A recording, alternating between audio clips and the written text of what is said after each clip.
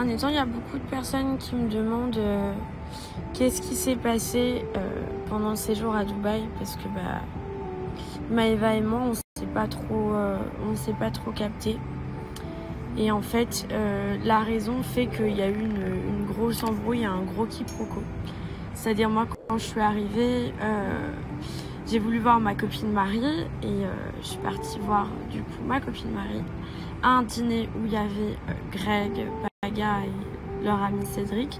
Donc Greg était avec Lila et au final Marie et Greg se sont rapprochés, Lila est partie et voilà, ils se sont rapprochés. Moi pendant plusieurs jours j'étais pas bien, je disais à Paga il faut que je le dise à Maëva, il me disait non tais-toi, je l'ai pas dit au final. Maëva c'est arrivé dans ses oreilles complètement remixées et maintenant elle a pensé que j'avais présenté une copine à Greg alors que pas du tout. En fait je suis juste allée avec une copine au restaurant et que Greg alors qu'il était avec Lila, il a regardé sur ma copine et ça s'est fait comme ça.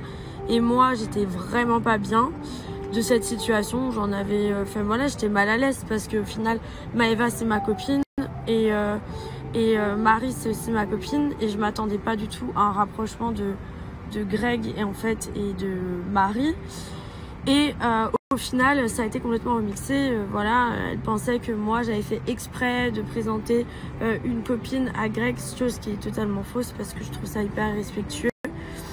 Et voilà, même si maintenant ça va mieux, on s'expliquait, il y a toujours un froid et ça me fait grave de la peine parce que moi je la comprends. Maëva elle a été trompée, au final elle a été blessée et je comprends totalement sa position. Voilà.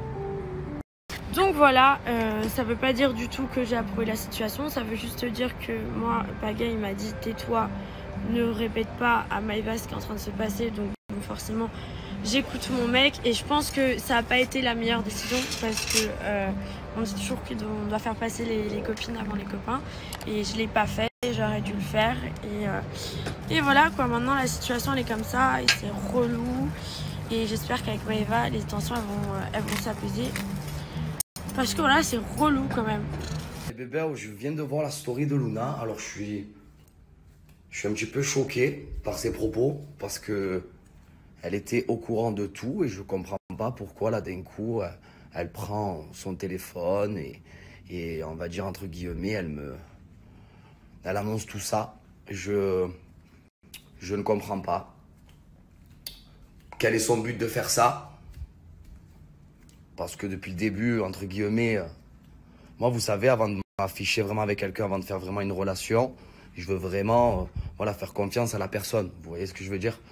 Donc là, je comprends pas du tout le délire en fait. Je comprends pas à quoi elle joue. Je ne comprends pas. Même moi là, les bébés, je suis choqué. Sur ma vie, je suis choqué, frère. J'en crois pas à mes yeux. Je tombe des nues. Sur ma vie, frère. Pour qui elle se prend de parler à ma place en fait? Je ne comprends pas. Je ne comprends pas. C'est surtout qu'en plus de ça, je l'ai défendu envers Rafiki, quoi. Je l'ai défendu. Je comprends pas, c'est la femme de mon meilleur ami. Je comprends pas pourquoi elle fait ça.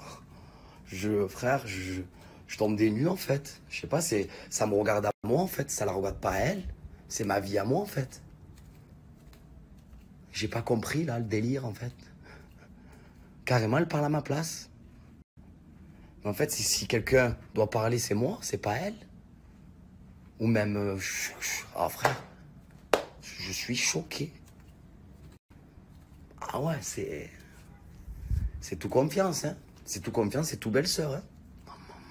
Ah ouais, complètement. Hein. Choqué d'un truc, c'est que moi, la relation qu'elle a avec Paga, j'en parle pas.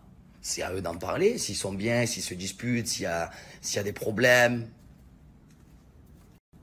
Jamais de ma vie, je vais prendre mon téléphone pour parler de la relation de Paga et de Luna. En plus, c'est mon meilleur ami.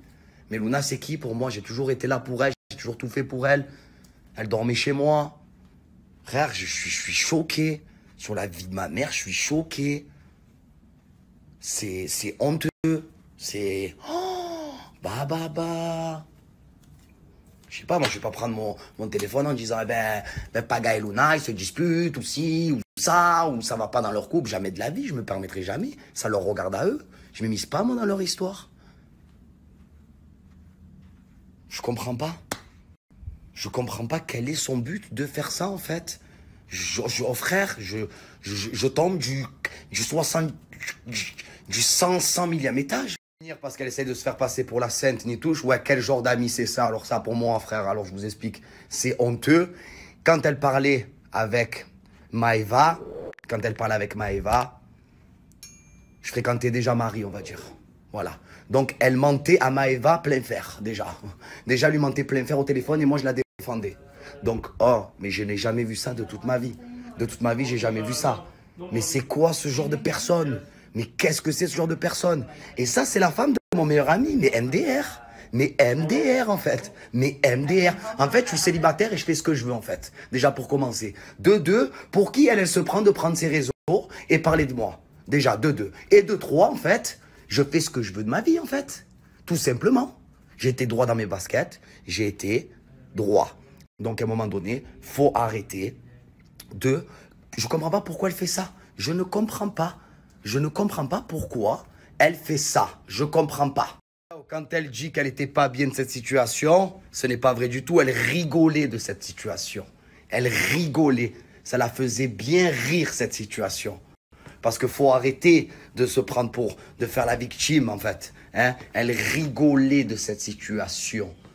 Ça la faisait rire.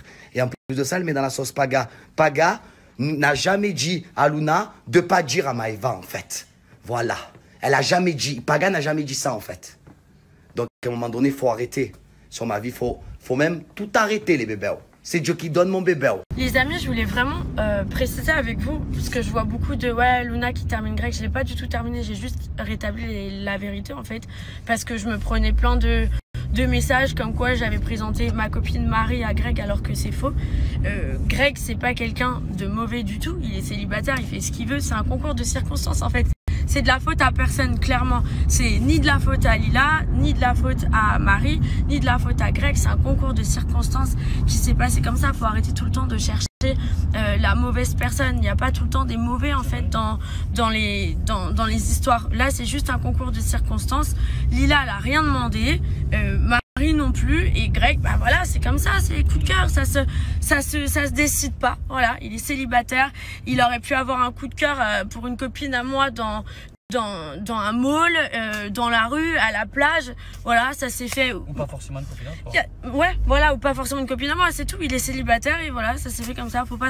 Et bébé, vous comprenez bien que c'est le frère à Paga et que donc du coup, c'est aussi quelqu'un que j'apprécie. En aucun cas, je voudrais le descendre. J'ai juste voulu rétablir les vérités et maintenant, elles sont rétablies par rapport à Maëva parce que moi, ça me fait de la peine avec tout ce qui se passe de me retrouver entre les deux. Et voilà, maintenant, c'est fait. Et puis, voilà, bonne soirée les gars.